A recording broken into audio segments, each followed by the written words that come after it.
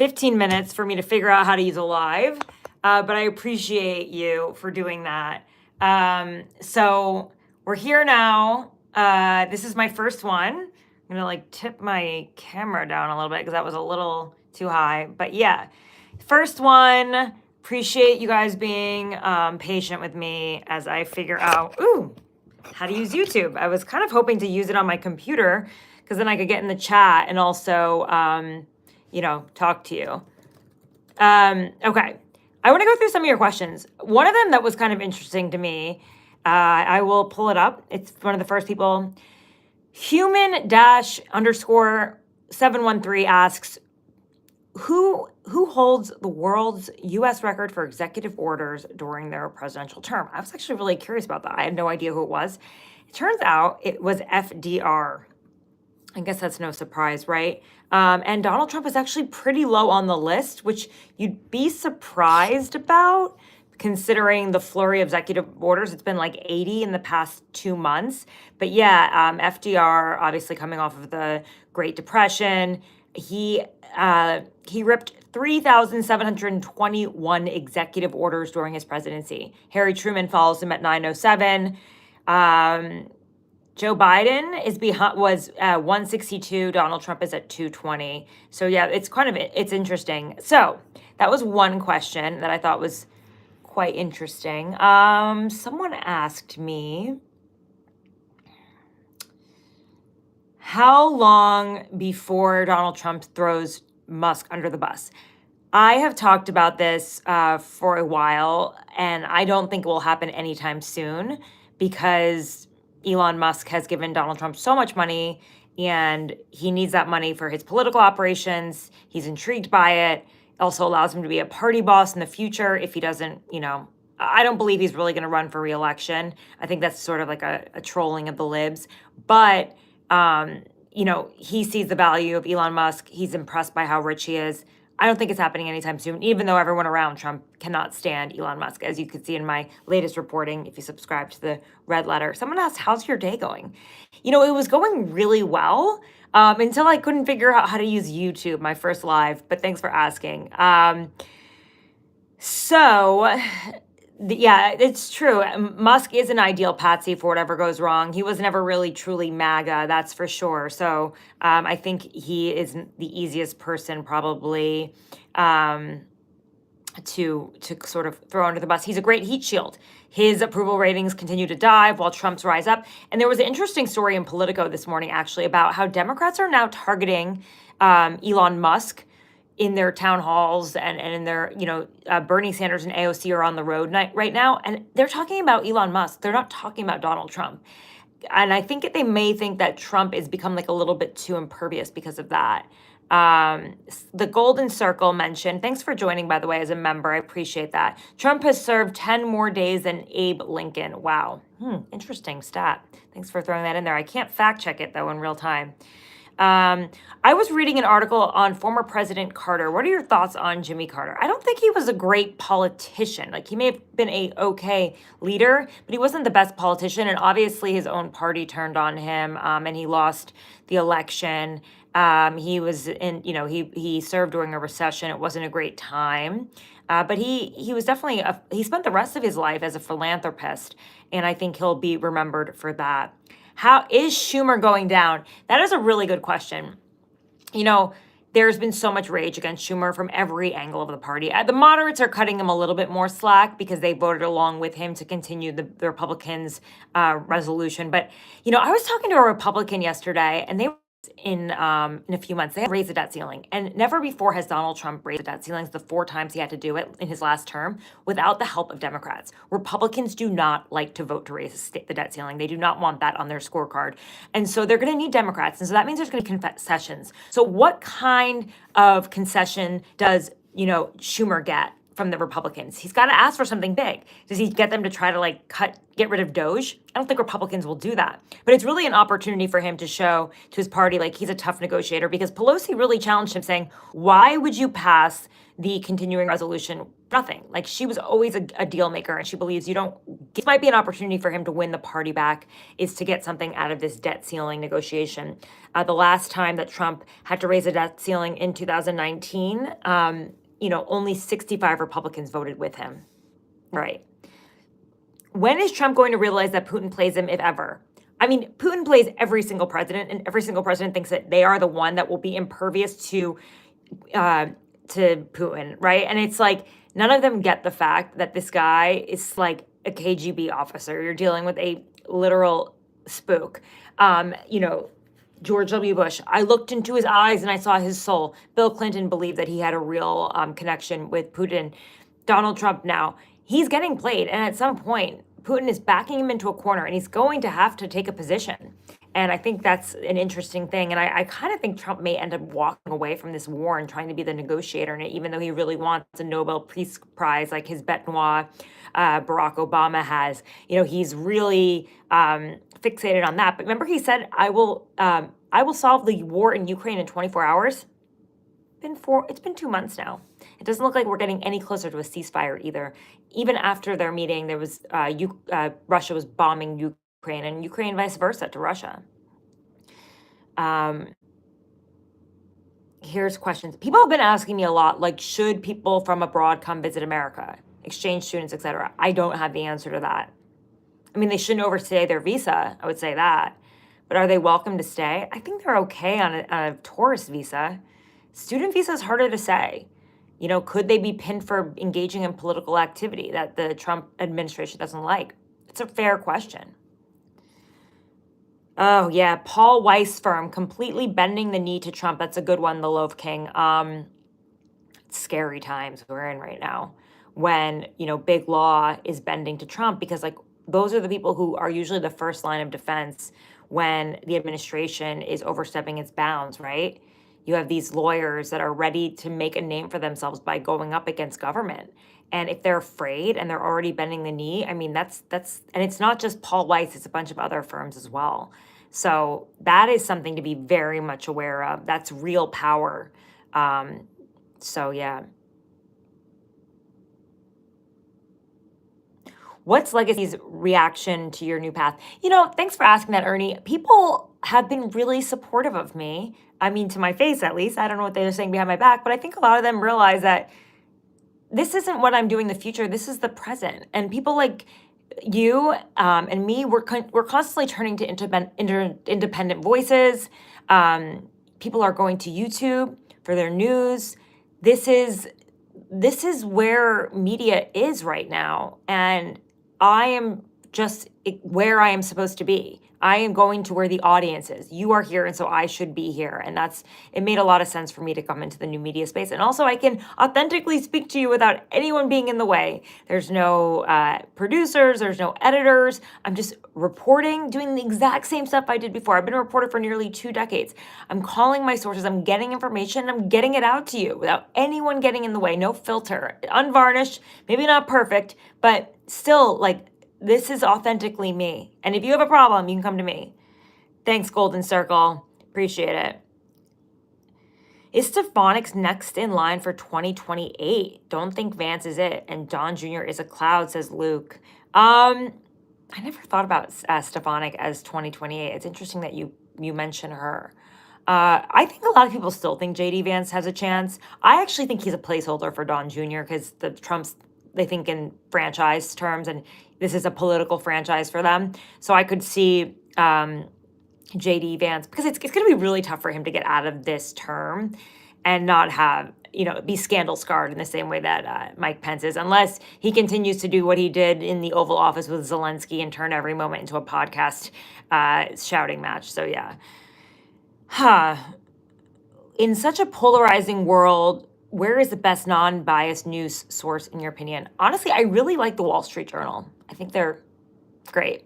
I think you'll get a lot of good news from the Associated Press. I know Trump's upset with them for not calling it the Gulf of Mexico, but I think that's another place. I really respect my colleagues that still work in mainstream media, but it's the hierarchies that in the mainstream, in the media, and the political hurdles that you have to get to just to report, they just don't work for someone like me. Who replaces Schumer if he gets bounced? Okay, so Brian Schatz, he's a senator from Hawaii, and he's making a pretty hard play right now. I know you may have never heard of him before, but I think you should pay attention to him. He's making a hard play to replace Schumer. Hey, Melanie. Thanks for joining. Yeah, please hit the like button if you guys don't mind. Thanks. That's a good idea. Get the algorithm showing people what we're doing. Someone else is asking me, what are your thoughts on the Substack platform? Do you think that's going to become a massive intellectual social media platform in the future? I already think it's really fun to use. I think it's candid. I think the lives are fun. I think it's a place for people to just, it's like a really great forum, and it doesn't seem to be so based in bullying and picking on other people. It's just allowing people to really talk and react. I hope it doesn't become an echo chamber, though, in the sense that it becomes ideological. Like, I use it as a place for my journalism, but I hope it doesn't become too much of an ideological echo chamber on the left. I don't think it has become that, but it could become that because Twitter is, become what it's become. How will the Supreme Court react if a federal judge comes under attack? The federal judiciary comes under attack. I would assume that the Supreme Court would be backing these judges. But, who knows? This is a time of real test. We don't really know. We're testing the institutions right now as Trump sort of pushes them to their limits. Vance gets 3 terms as VP and then sets his sights on 2040. I don't know that people wait around that long. I think you only get one chance to run for president. If you miss it, you miss your shot. Just ask Chris Christie, right?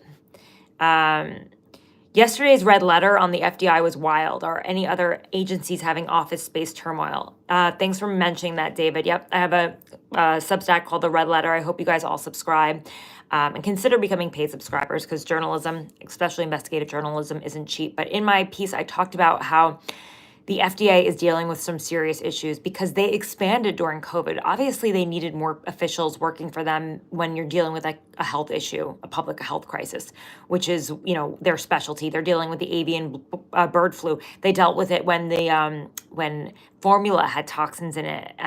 They're just like the first line of defense for us for regulatory and safety. So yeah, they've expanded and now they all have to go back to work. And the problem is there's absolutely no place for them to park. I know that sounds silly, but they're literally parking on grass, crosswalks. It's just like a junkyard there. They're parking next to fire hydrants. But once they get inside, they don't have anywhere to sit. They don't have desktops. They don't even have mice to use.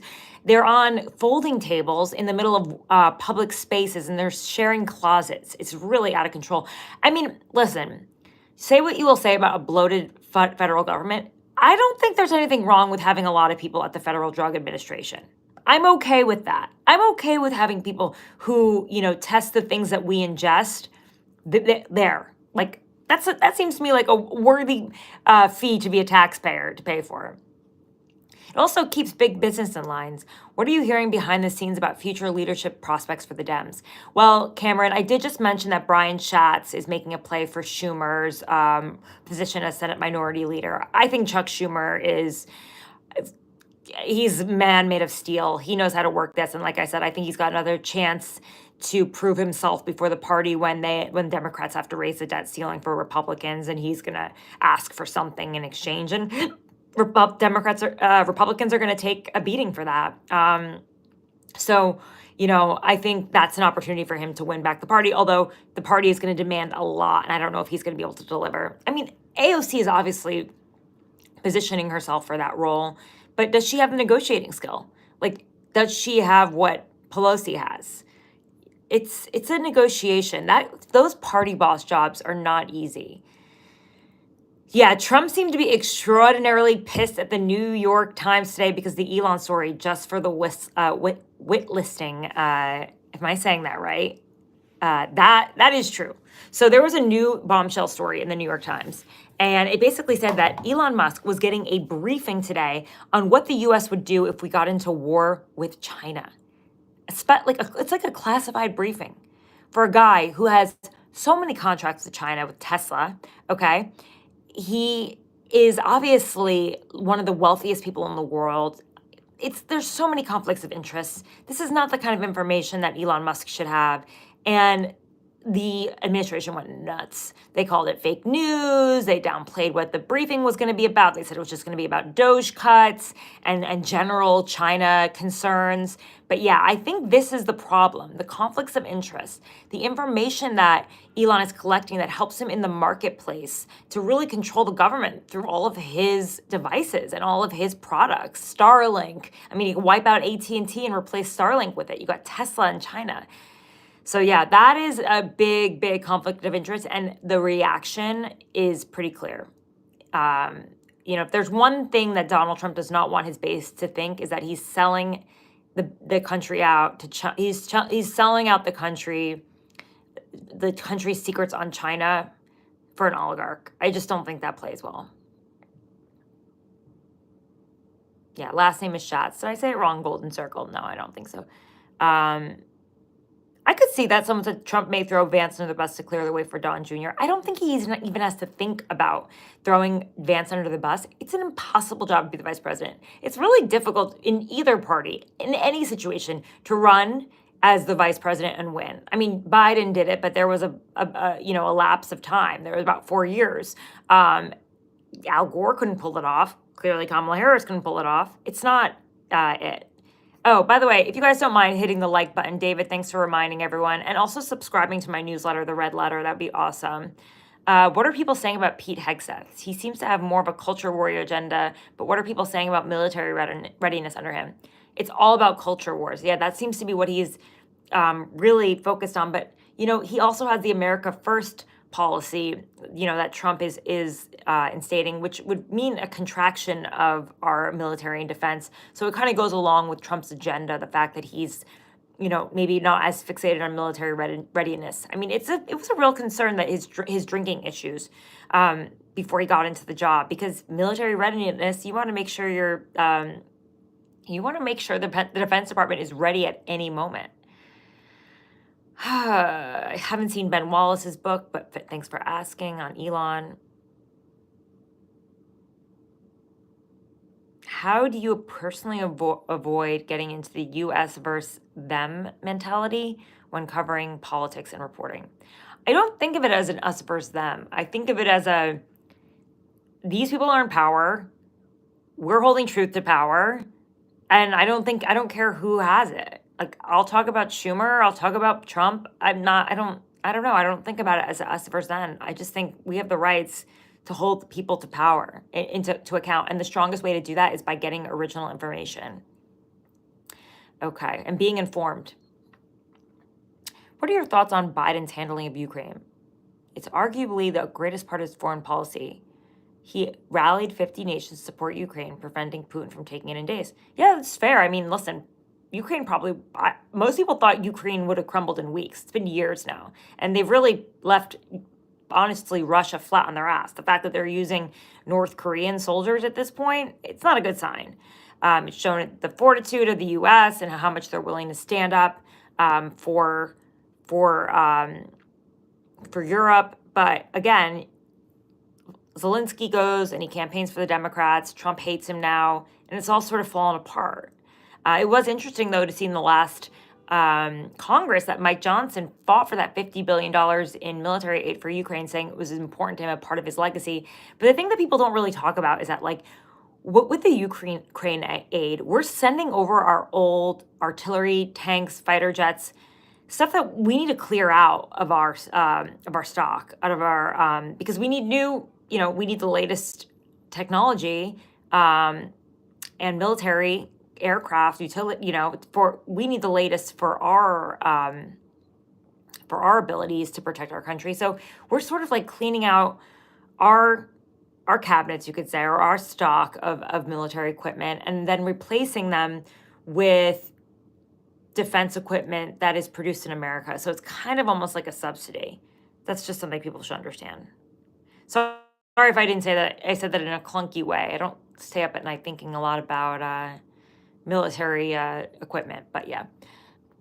Are any Supremes expected to retire soon? I mean, there's a lot of concern about Sotomayor's health, Sonia Sotomayor's health, if Trump's able to appoint another judge.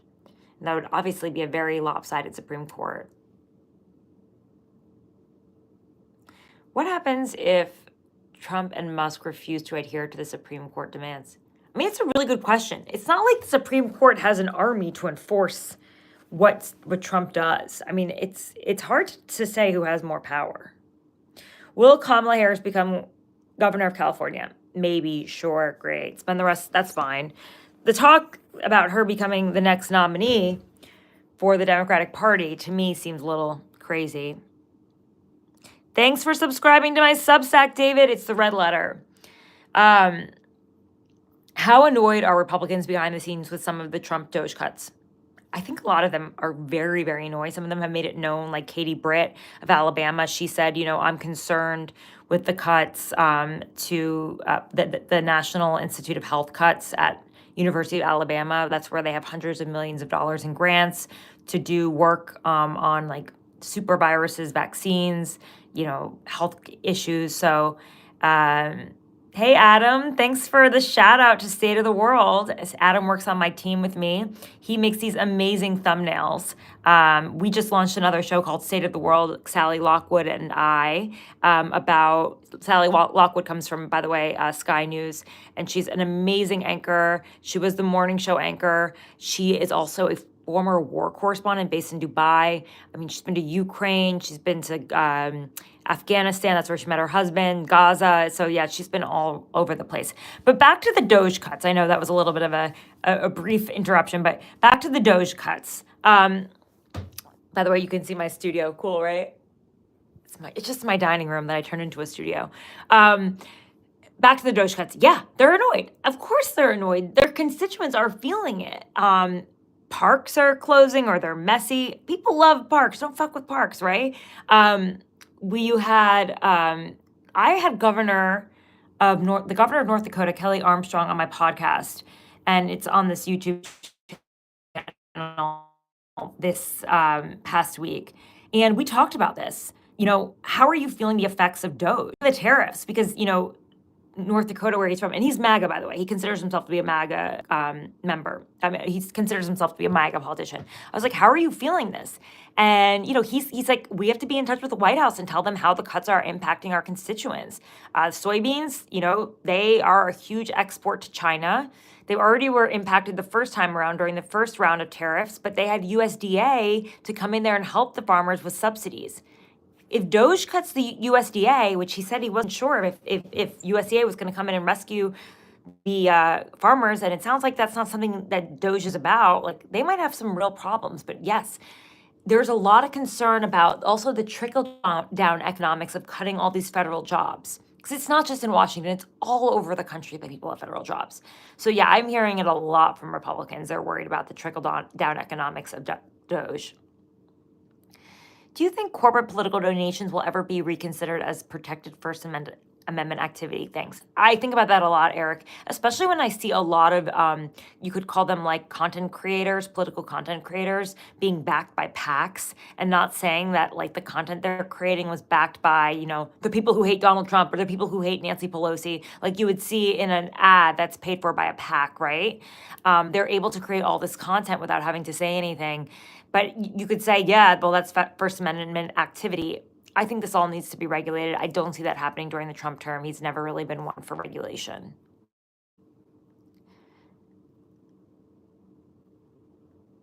Do you think someone like Governor Whitmer or Senator Slotkin have a chance in 2028? Mike Westerman asked that. It's a good question.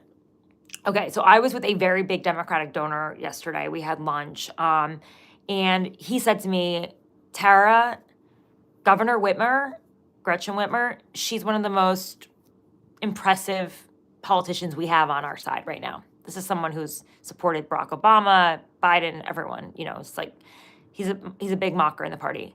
And he said, but I'm afraid we're just going to have to run a white guy because we can't run a woman and win in the Democratic Party.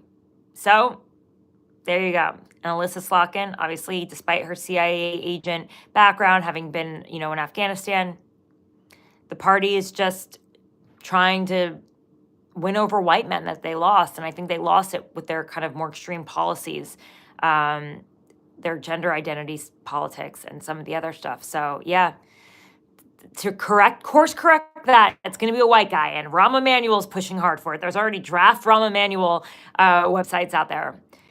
Luke says Musk's Pentagon access is insane. Yeah, some people might say that. Quite the conflict of interest when you're selling to China. When Trump talks about Canada as a 51st state, why does no one ask him about electoral implications of that and number of electoral votes? I always mention that, actually. Hello, 3422. I'm like, there are a lot of liberals in Canada. That would actually cause the Electoral College to tip in one way or another. Pierre Holmes, thoughts on the measles outbreak in Texas? That's a really big deal. And I don't know, if you guys get some time today, I would go and Google Robert F. Kennedy Jr. and Samoa Islands, where he did a whole campaign against vaccines, which led to a measles outbreak that was so severe that the island could not get enough caskets. This is incredibly sad for the number of children that were dying. They had to have them imported because of the measles crisis. Check it out if you have any time to do something today. God forbid that happens in our country. One reason I'm not mad, you snooze, you lose. One reason I'm not mad at Musk says, all the other oligarchs hide in shadows, he's in the light. Sure, that we know of. But yeah, I mean, he's out there. He's also worth 2 times as much as the richest people in the world. He is richer than everyone by many times. Okay. Is it possible that the meeting was about the new fighter jet? That is possible. I have to look into that. People have been pinging me about this new fighter jet. They really want to know all about it. Then I really should look into it. See, this is why I love this community. You guys can tell me what you're interested in. And I have sources, obviously, that know about this. And I can go back to them and ask them. This is kind of like, you're almost like my assignment editor. I love it. The Berleon says, with large swaths of the population being oblivious to the reality of current events, by being sheltered from it by the right-wing media, what is the best way to break through the barrier? I don't know. I think independent media is the only way to break through. This is, for me, a community based on trust. Everything I write and I say, you have to trust me. I want to be transparent as possible. I think that's the only way to find people that you trust. And I think you can look back at my career and know that. What about Republican chances for upcoming midterm with current mayhem? Republicans are going to lose the House. I think that is a given. They have a 3-seat majority, sometimes 2 seats. And it's just the way it works. It's the ebb and flow. Senate, it's a good map for them. Democrats, it'll be tough for Democrats. So that just means there'll be gridlock. I wonder if Democrats are going to try to impeach Trump on day 1. What do you think? Golden Circle says you can't be a leader with a name that starts like shits. I don't know. Maybe SpaceX will develop a new fighter. I'm sure Elon is looking at how he can, sell to the government. Guys, we only have 3 more minutes, and I'm so sorry I started late. I appreciate all of you waiting now that I know how to use live. Hopefully I'll be able to use it on my desktop at some point and figure out how to do this. I want to do this again. I would love to make this a regular Friday thing where you get to ask me about the week. It depends on my life. My life is very hectic right now since I just started this new venture. I hope you'll please like, subscribe, share my page with your friends, by the way, because this is still new for me and, just getting my feet on the ground. But also I have a Substack, The Red Letter. Please consider becoming a paid subscriber. It helps me do my work. It helps me keep the lights on. And I've got a few of them now, which is exciting. Okay. Let's see.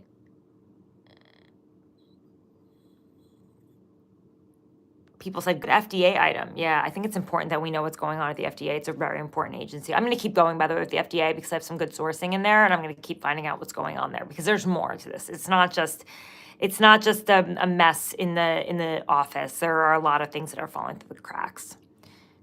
GOP in trouble for the midterms? Yep, like I said.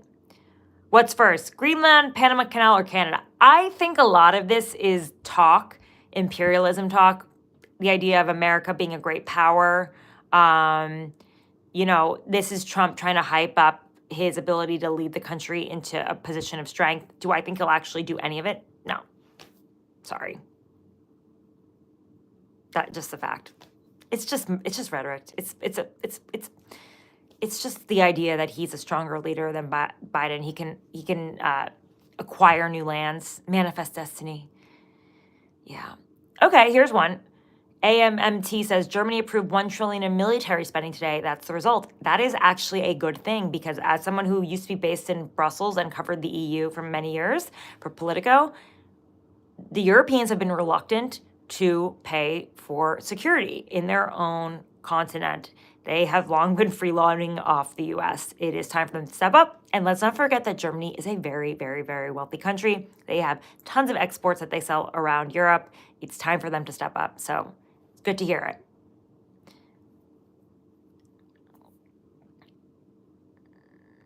That is true. You snooze, you lose. Germany on war footing is always concerning. It feels a little different, though. All right. Katie Britt is a big bellwether to me. Yeah, I think Katie Britt standing up is a big deal, because she is kind of a star in the party.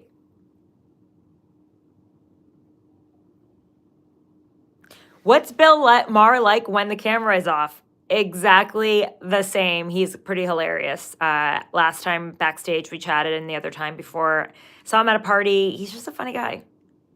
He's really funny. These young guys walked up to him at the after party, and he goes, "What are you, a bunch of those like DOGE? What are you, one of those DOGE incels?" One of them, and it was really, he's just so candid. He's really, really hilarious. Guys, I gotta hit the X button. I need to have lunch. I haven't eaten anything. I'm starving, and I've got another meeting at 1 p.m. Eastern time. But this was great. I want to do this again next week. I'm gonna try. And I would, my hair's crazy now. I'd love to get your questions. Sorry about the technical difficulties. Hopefully by next week, I'll be able to just press the button and we'll be live at noon. Cheers.